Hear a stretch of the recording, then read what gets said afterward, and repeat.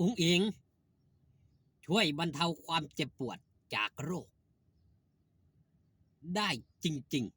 ๆหรือไม่คลิปนี้มีคำตอบครับพี่น้องป้องปายมิตรหมอแคนแฟนหมอลำก่อนอื่นขอกล่าวคำว่าสวัสดีครับผมสวัสดีพี่น้องครับป้องปายมิตรหมอแคนแฟนหมอลำยินดีต้อนรับเข้าสู่ช่องไทยซีเกตชาแนล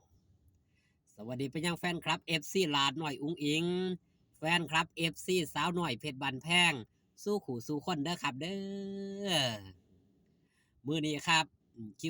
วงานสาวหน่อยเพชรบันแพงไปเล่นอยู่ที่จังหวัดบุรีรัมย์คือเก่าคือเดิมเพิ่มเติมคือสถานที่ที่เปลี่ยนแปลงไปนั่นคืออำเภอหนองกีตำบลเย้ยปราสาทอำเภอหนองกีจังหวัดบุรีรัมย์สถานที่เป็นบองได้ครับพี่น้องเดี๋ยวผมชื่อได้แต่ตำบลแล้วก็จังหวัดนะพี่น้องเนาะมื้อนี้ครับวัดบ้านขามน้อยวัดบ้านขามน้อยตำบลเย้ยปราสาทอำเภอหนองกีจังหวัดบุรีรัมย์จังหวัดบุรีรัมย์เด้อพี่น้องเด้อมือนี้แล้วก็มืออื่นเดินทางครับสนามแยกปะปาบ้านด่านตำบลบ้านด่านอำเภออรัญญประเทศจังหวัดสระแก้วแล้วก็ย้อนกลับมาบุรีรัมย์อีก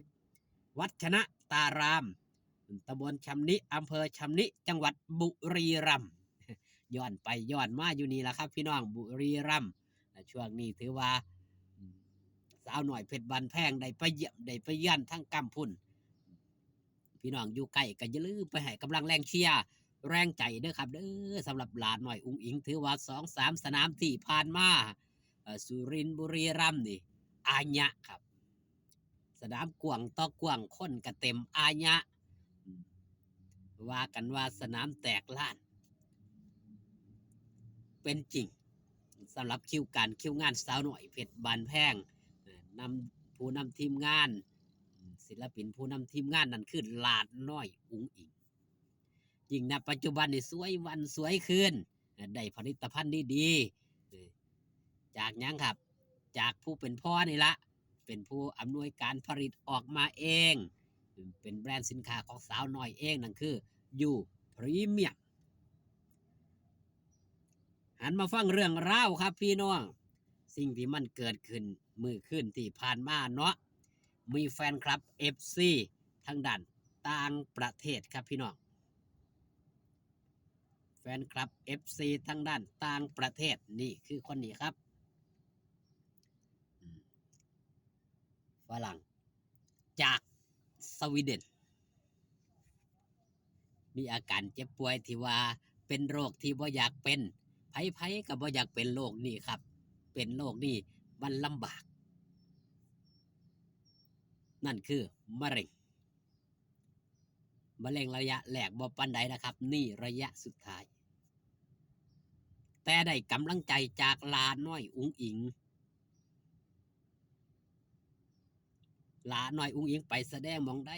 ในละแวกไกลๆบ้านเราไปเบิดเราได้กำลังใจจากการเบิงสาวน้อยเพชรบันแพงเบิงลาน้อยอุ๋งอิงกับอีกศิลปินอีกหลายคนแต่ว่าลักๆนั่นคือลาน้อยอุ๋งอิงเราเบิงแทบทุกคลิป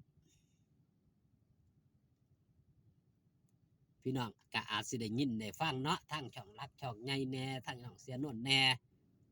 เห็นบ่ครับสิ่งที่เฮาบ่คาดคิดมันก็เกิดขึ้นได้กับหลานหน่อยอุ๋งอิงแฟนคลับหลานหน่อยอุ๋งอิงหลายผู้หลายคนโรคภัยไข้เจ็บบรรเทาทุเลาบางคนกระทรวงเศร้าไปโดยปริยายมันเป็นความเชื่อส่วนบุคคลแต่เฮาสิบ่อยากเชื่อมันก็เป็นไปแล้วมันเกิดขึ้นอีหลีแล้วนะแต่ผู้ใดบ่เชื่อก็ตามครับมันก็ไปห้ามความคิดเพิ่นบ่ได้เนาะว่าเพิ่นบ่ให้เพิ่นมาขับให้เพิ่นมาเชื่อก็บ่ได้แต่ฝรั่งคนนี้เพิ่นเชื่ออีหลีเชื่อได้หยังครับ เสือในสิ่งที่มองบ่เห็นกำลังใจส่วนหนึ่งเพิ่นเบิ่งหลาน้อยอุ๋งอิงแล้วเพิ่นมีความสุขเบิ่งพระเอกสาวน้อยมีความสุขตลาดน้อยอุ๋งอิงนี่คือ number 1ที่เพิ่นได้ติดตามเบิ่งติดตามแย่งแล้วมันมีความสุขเฮ็ดให้ลืมความเจ็บปวดจากลูกจากไผมาเบิ่งหมอลำสอดแจ้งช่างปางบ่ธรรมดาเด้ครับการที่มาเบิ่งหมอลำนี่สอดแจ้งเนี่ยบ่ธรรมดาเด้จากคนเป็นโรคเป็นภัยนี่พี่น้องปองปายคิดเบิ่งครับความเจ็บปวดทรมานส่ำใดแต่พอมาเบิ่งหลาน้อยอุ๋งอิงแล้วเป็นจังไดครับเรามีความสุขแล้วปล่อยวางความเจ็บปวดลืมความเจ็บปวดไปโดยปริยายนี่คือสิ่งที่มันเกิดขึ้นเห็นบ่ครับมันเกิดขึ้นด้วยความเป็นจริงคือด้วยความจริงที่มันเกิดขึ้นเบิ่งแต่หน้าตาเล่ายิ้มแย้มแจ่มใส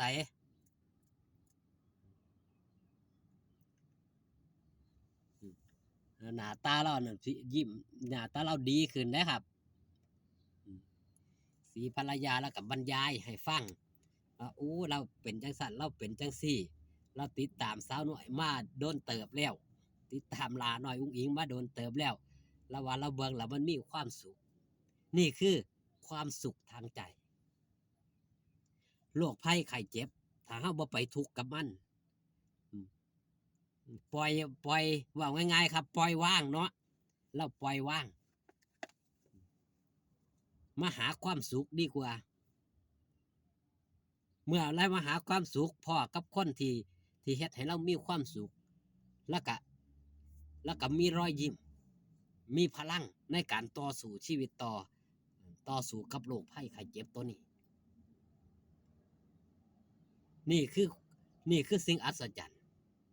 ที่มันเกิดขึ้นด้วยความเป็นจริงของหลาน้อยอุ๋งอิงมีหลายเคสบ่แม่นเฉพาะเคสนี้ที่ได้ติดตามหลาน้อยอุ๋งอิงก็ย้อนว่าเบิ่งแล้วมันลืมความเจ็บปวดลืมความป่วยความเศร้าความหม่นหมองหายไปสิ่งเหล่านี้ครับมันเกิดขึ้นโดยอัตโนมัติเอา10นี่ฝากตอนเอาไว้แต่เพียงซ้ำนี้อยู่ดีมีแห้งเด้อครับเด้อพอกันคลิปหน้าสบายดีครับผมขอบคุณที่มาเบิ่งมาแย่ง